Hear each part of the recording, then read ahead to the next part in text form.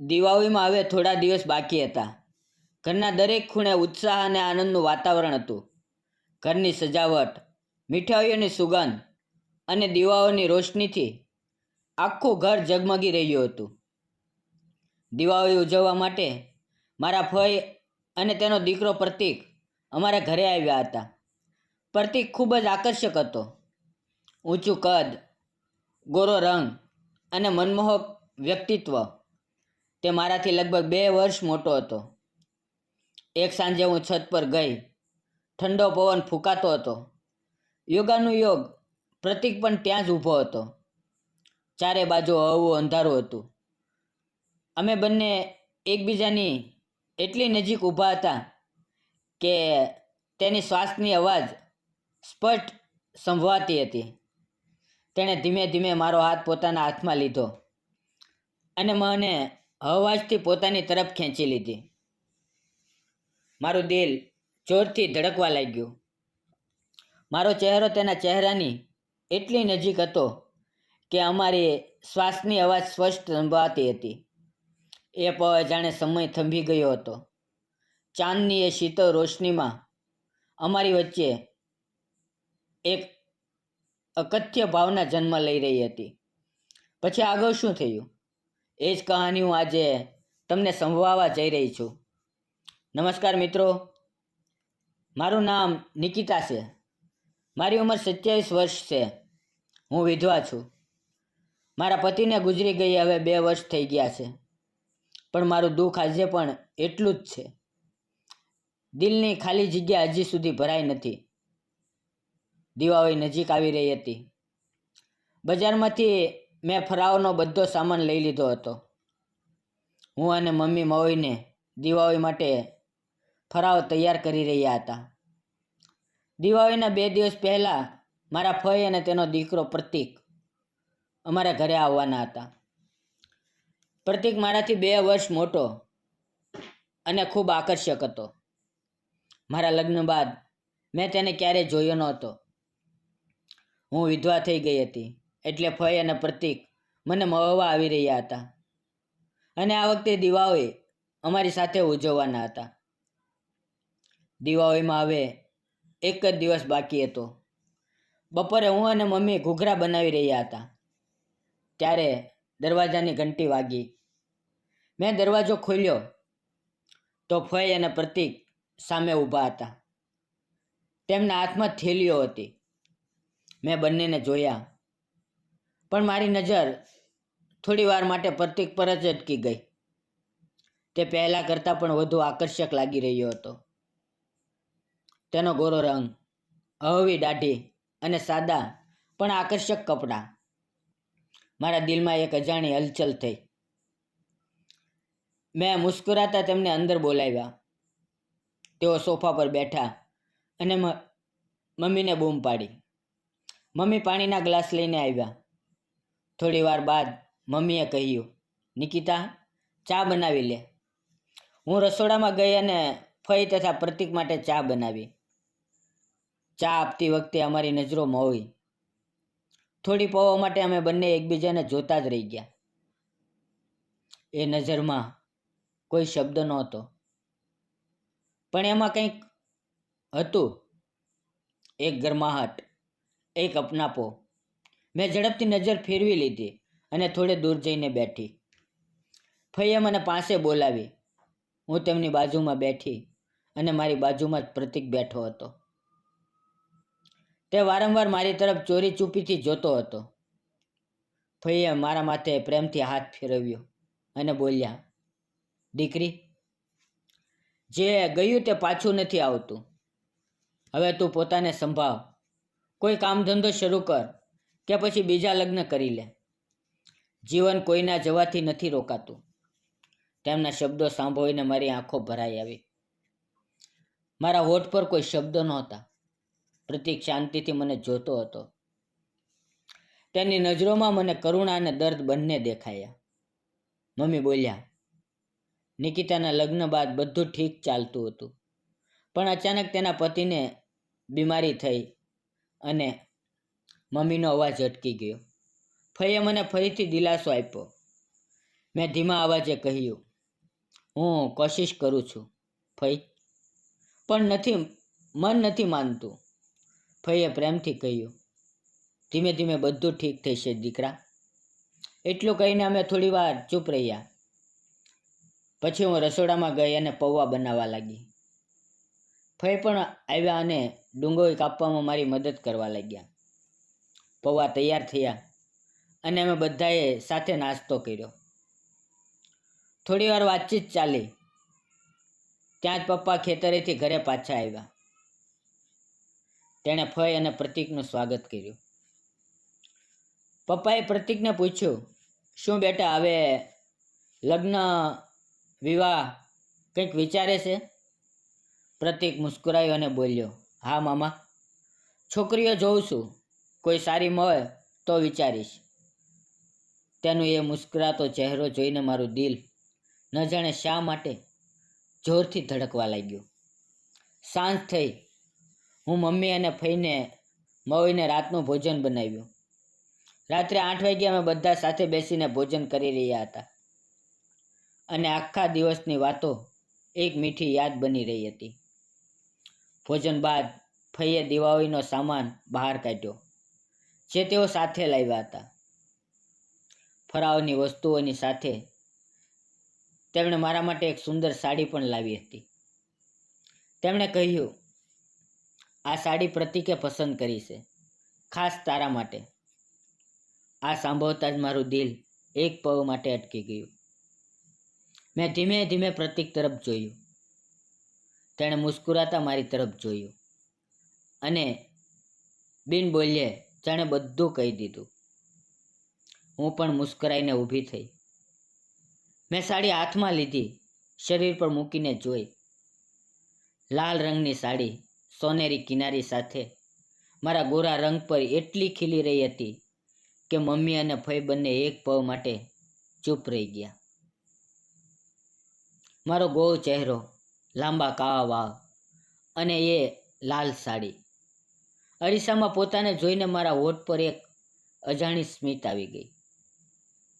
મેં સાડી અલમારીમાં મૂકી દીધી અને થોડી વાર બાદ છત પર ચાલી ગઈ. છત પર જવું એ મારી રોજની ટેવ હતી. શાંત રાતનું આકાશ, ચમકતા તારા અને ઠંડો પવન, આ બધામાં મને મારા પતિની યાદ આવી જતી. પણ આજે એ છત પર હું એકલી નહોતી. મારી પહેલા જ પ્રતીક ત્યાં ઊભો હતો. તે પણ આકાશ તરફ જોતો હતો. હું ધીમે ધીમે તેની પાસે ગઈ, પણ કંઈ બોલી શકી નહીં. થોડી પળો સુધી અમારી વચ્ચે ખામોશી રહી. પછી તે મારી તરફ ફર્યો અને ધીમા અવાજે બોલ્યો, નિકિતા, તું કેવી છે? લગ્ન પહેલાં તું કેટલી હસમુખ અને ખુશ મિજાજ હતી. હજી પણ ખૂબ સુંદર લાગે છે, પણ ચહેરા પર એ દુઃખ સ્પષ્ટ દેખાય છે. દિલમાં આટલું બધું દબાવીને ન રાખ.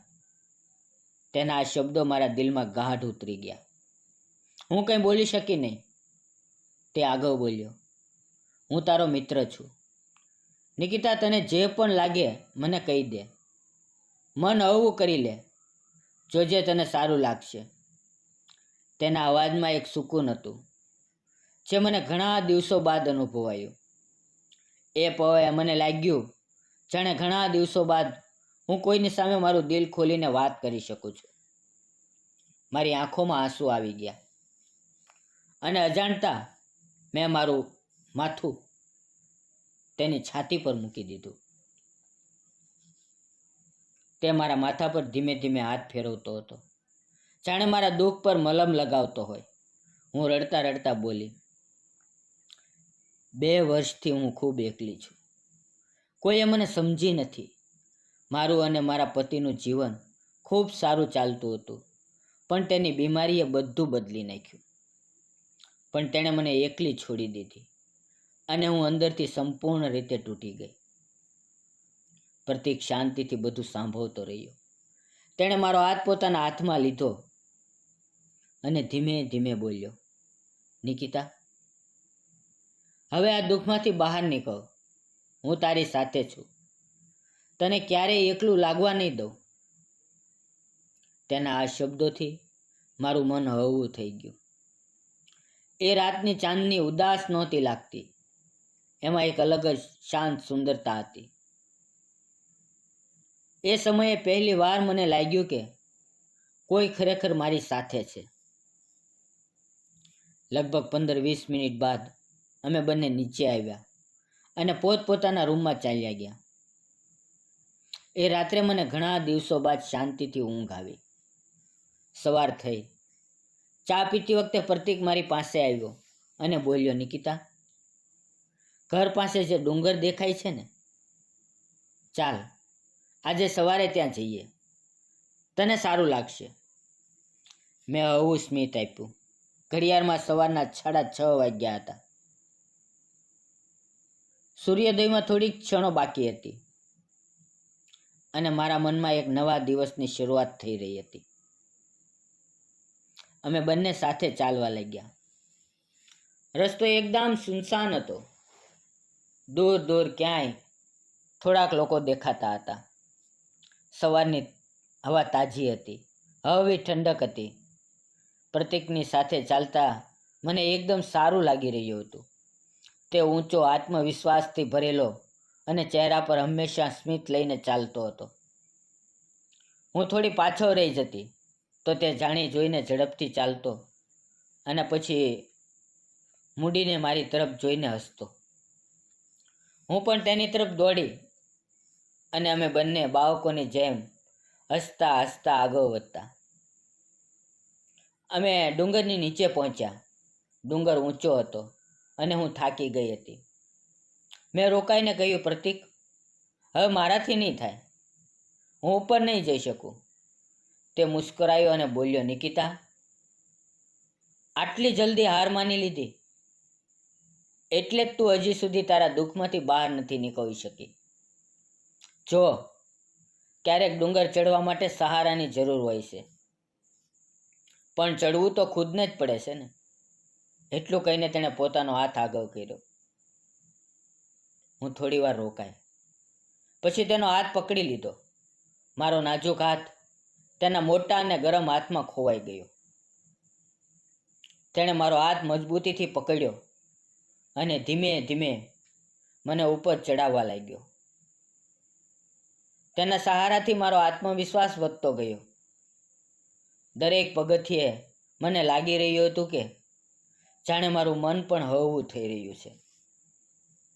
મને અહેસાસ થયો કે જેમ અમે આ ડુંગર પાર કરી રહ્યા છીએ, એવી જ રીતે જીવનનું દુઃખ પણ પાર કરી શકાય છે. બસ એક સાચા સહારાની જરૂર હોય છે. આખરે અમે ડુંગરની ટોચ ઉપર પહોંચ્યા. એ સમયે સૂરજ બસ ઉગી રહ્યો હતો. તેનો સોનેરી પ્રકાશ આખા આકાશમાં ફેલાઈ રહ્યો હતો અને એ જ રોશનીમાં પ્રતીકનો ચહેરો ચમકી રહ્યો હતો. ત્યાં જ પ્રતીકની નજર મારા પર અટકી. થોડી પળો સુધી અમે બંને એકબીજાને જોતા જ રહ્યા, જાણે સમય થંભી ગયો હોય. પછી અમે બંને મુસ્કુરાયા અને ડુંગર પર ટહેલવા લાગ્યા. તેની સાથે ચાલતા મારા મનમાં એક નવી આશા જાગી. થોડી વાર બાદ અમે નીચે ઉતર્યા. મારા ચહેરા પર ઘણા દિવસો બાદ સંતોષ અને શાંતિનું સ્મિત હતું. ઘરે પહોંચ્યા તો મમ્મી પપ્પાએ આશ્ચર્યથી કહ્યું, અરે પ્રતીક, તારા આવ્યા બાદ નિકિતા પહેલી વાર ઘરથી આટલે દૂર ગઈ છે. આ તો ખૂબ મોટી વાત છે. મમ્મીએ મને પ્રેમથી જોયું. હું શરમાઈ ગઈ, પણ મનની અંદર ખુશી હતી. બીજે દિવસે દિવાળી હતી. સવારથી જ ઘરમાં હલચલ, ખુશી અને ફટાકડાનો અવાજ ગુંજી રહ્યો હતો. પ્રતીક સ્ટૂલ પર ચડ્યો અને હું તેને બલ્બ આપવા ગઈ. મેં બલ્બ તેના હાથમાં આપ્યું અને જેવો તેણે લગાવ્યો, દીવો પ્રગટી ગયો. એ રોશનીમાં તેનો ચહેરો ચમકી ગયો. એ ગરમ પીળી રોશની તેની આંખો, હોઠ અને કપાળ પર પડી રહી હતી અને એ પળ મને તે કોઈ દેવ જેવો લાગ્યો. મારું દિલ જોરથી ધડકવા લાગ્યું અને મને અહેસાસ થયો કે પ્રતીક મારા મનમાં ઉતરી ગયો છે. તે નીચે ઉતર્યો અને અમે બંને સાથે મળીને ફટાકડા ફોડવાનું શરૂ કર્યું. મારા ચહેરા પર ખુશી હતી, આંખોમાં ચમક હતી. દુઃખનો સાયો ક્યાંય દૂર ચાલ્યો ગયો હતો. મમ્મી, પપ્પા અને ફઈ મને જોતા હતા અને તેના ચહેરા પર પણ સ્મિત હતું. તેમને અહેસાસ થઈ ગયો હતો કે હું ફરીથી જીવવા લાગી છું. પ્રતીકના આવવાથી અમારા ઘરમાં ફરીથી ખુશીઓ પાછી આવી હતી. તેણે મારા જીવનને નવા રંગોથી ભરી દીધું હતું. લાડવા, કરંજી, ચકલી બધું ખાતા દિવાળીના એ થોડા દિવસો કેવી રીતે પસાર થઈ ગયા ખબર જ ન પડી. પ્રતીકના આવવાથી મારું જીવન જ બદલાઈ ગયું. જ્યારે તે બોલતો ત્યારે મનને સુકૂન મળતું અને જ્યારે તે મુસ્કુરાતો ત્યારે દિવસ રોશન થઈ જતો. અજાણતા મારું મન તેની તરફ ખેંચાવા લાગ્યું. હું પ્રતીકને પ્રેમ કરવા લાગી હતી, પણ મારા દિલની ગાઢમાં એક અવાજ વારંવાર કહેતો હતો, નિકિતા, નિકિતા, તું વિધવા છે. પ્રતીક હજી અપરિણિત છે. તેને તારા કરતાં ક્યાંય વધુ સુંદર અને નવું જીવન ધરાવતી છોકરી મળી જશે. એટલે હું પોતાને રોકવાનો પ્રયાસ કરતી હતી. પણ શું પ્રેમને રોકી શકાય? 4 દિવસ બાદ દિવાળી પૂરી થઈ ગઈ. એ દિવસે ભાઈબીજનો તહેવાર હતો. ફઈએ પપ્પાને તિલક કર્યું અને પપ્પાએ તેમને સાડી ભેટ આપી.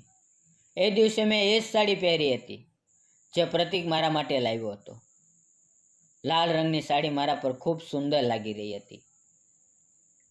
પ્રતીકે મને જોઈને કહ્યું, નિકિતા, નિકિતા, તું આ સાડીમાં અપસરા જેવી લાગે છે. હું એટલી શરમાઈ ગઈ કે ચહેરો લાલ થઈ ગયો, કારણ કે એટલા પ્રેમથી, એટલા દિલથી મારા કોઈએ ક્યારેય વખાણ કર્યા નહોતા. શાંત હોઈ ગઈ. રાત્રે જ્યારે બધા ભોજન કરીને પોતપોતાના રૂમમાં જવા લાગ્યા ત્યારે પ્રતીક મારી પાસે આવ્યો અને બોલ્યો, નિકિતા, મારે તને કંઈક કહેવું છે. છત પર આવ. હું થોડી અચકાઈ, પણ તેની પાછળ ચાલી ગઈ. આકાશમાં તારા ઝગમગી રહ્યા હતા. મેં પૂછ્યું, બોલને પ્રતીક, શું થયું? તે કંઈ ન બોલ્યો. બસ ધીમે ધીમે મારો હાથ પોતાના હાથમાં લીધો. મારું દિલ ઝડપથી ધડકવા લાગ્યું. પછી તેણે મને પોતાની તરફ ખેંચી લીધી. અમારી નજરોએ એકબીજાને થામી લીધું. સમય જાણે થંભી ગયો. હું સ્તબ્ધ થઈ ગઈ. પણ એ પળે મારા દિલમાં પણ ભાવનાઓ ઉમટી પડી. મેં પોતાને દૂર કરવાનો પ્રયાસ કર્યો, પણ તેણે મારો હાથ સુસ્તપણે પકડી રાખ્યો અને બોલ્યો, નિકિતા, શું હું તને ગમતો નથી? મેં ધીમા અવાજે કહ્યું, એવું નથી, પણ હું વિધવા છું અને તું હજી યુવાન છે, અપરિણિત છે. તેણે મારી વાત વચ્ચે જ રોકી દીધી. પ્રતીકે મારો હાથ પકડીને કહ્યું, નિકિતા, નિકિતા, મને તારી સાથે સાચો પ્રેમ છે. શું તું મારી સાથે લગ્ન કરીશ? મારી આંખોમાં આંસુ આવી ગયા. અંધારામાં પણ તેણે મારા આંસુ જોયા અને પોતાની આંગળીઓથી ધીમે ધીમે લૂછી દીધા. હું કાંઈ ન બોલી, બસ તેને સુસ્તપણે ભેટી લીધો. મારું એ આલિંગન જ મારો જવાબ હતો. બીજે દિવસે પ્રતીક અને તેની માતા એટલે કે ફઈએ પાછું જવાનું હતું. પ્રતીકે પોતાની માતા સાથે વાત કરી અને ફઈએ મારા પપ્પા સાથે ચર્ચા કરી. મમ્મી પપ્પા પણ ખુશીથી ઝૂમી ઉઠ્યા. તેમણે અમને આશીર્વાદ આપ્યા. ઘરમાં ફરીથી સ્મિત, પ્રેમ અને આશાની રોશની ફેલાઈ ગઈ. થોડા જ દિવસોમાં લગ્નની તારીખ નક્કી થઈ અને અમારા લગ્ન ધૂમધામથી થયા. હવે હું અને પ્રતીક અમારા નાનકડા સંસારમાં ખૂબ ખુશ છીએ. હું ફઈની ખૂબ સેવા કરું છું અને પ્રતીક મને બેહદ પ્રેમ કરે છે. અને આજે હું માતા બનવા જઈ રહી છું. મિત્રો, તમને શું લાગે છે? મેં અને પ્રતીકે લગ્ન કરીને યોગ્ય કર્યું કે ખોટું? કોમેન્ટમાં તમારો મત જરૂર લખજો. જીવનમાં દુઃખ આવે છે, હાદસા થાય છે, પણ જીવન ક્યારેય રોકાતું નથી. ક્યારેક ભગવાન કોઈને આપણા જીવનમાં મોકલે છે, જે આપણા અંધારામાં રોશની લઈને આવે છે. જો દિલથી કોઈની સાથે પ્રેમ કરો તો સમાજ શું કહેશે એની ચિંતા ન કરો. સાચો પ્રેમ ફક્ત મેળવવા માટે નથી હોતો, એને નિભાવવા માટે હોય છે. જો તમને અમારી આ વાર્તા, આ પ્રેમ કહાની ગમી હોય તો લાઈક કરો, શેર કરો અને ચેનલને સબસ્ક્રાઈબ કરવાનું ન ભૂલો. મિત્રો, ફરી મળશું આવતીકાલે એક નવી વાર્તાની અંદર. ત્યાં સુધી આવજો. મિત્રો, વિડીયોમાં આવેલા નામ, પાત્ર અને ઘટના ફક્ત કાલ્પનિક હતા. તેનો કોઈ પણ જાતિ, ધર્મ, વ્યક્તિ કે સમાજ સાથે સંબંધ નથી. આ વાર્તા મનોરંજન અને શૈક્ષણિક હેતુથી બનાવવામાં આવી હતી. તેને અન્યથા ન જોશો. ફરી મળીએ આવતીકાલે મિત્રો. ત્યાં સુધી તમે તમારું ધ્યાન રાખો. ધન્યવાદ મિત્રો.